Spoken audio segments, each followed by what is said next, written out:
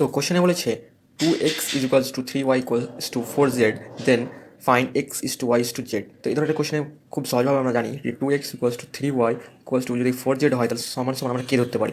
সেক্ষেত্রে আমরা কী পাবো, 2x সমান কে, 3y সমানও কে এবং 4z সমানও কে। সেক্ষেত্রে x সমান k/2, y সমান k/3 এবং z সমান k/4। তাহলে আমরা বের করছি x is to y is to z, তাহলে হচ্ছে আমাদের k/2 is to k/3 is to k/4। তাহলে কে কেটে যাচ্ছে, তাহলে থাকছে 1/2 ইস টু 1/3 ইস টু 1/4। কিন্তু এখানে কিসে ফ্র্যাকশনে দেওয়া নাই, অর্থাৎ এই আকারে দেওয়া নেই। তাহলে আমরা কী করবো, এই 2, 3, 4কে আমরা লসাগু করে নেবো। তাহলে আমরা কত পাচ্ছি, 2, 3, 4কে লসাগু করলে 12। তাহলে 12 দিয়ে আমরা যদি মাল্টিপ্লাই করে দিই, অর্থাৎ 12 into 1/2 is to 12 into 1/3 is to 12 into 1/4। তাহলে আমরা পাবো 6 দুগুণে 12, 6 ইস টু 4 ইস টু 3। ঠিক আছে, 6 ইস টু 4 ইস টু 3, অর্থাৎ অপশান বি।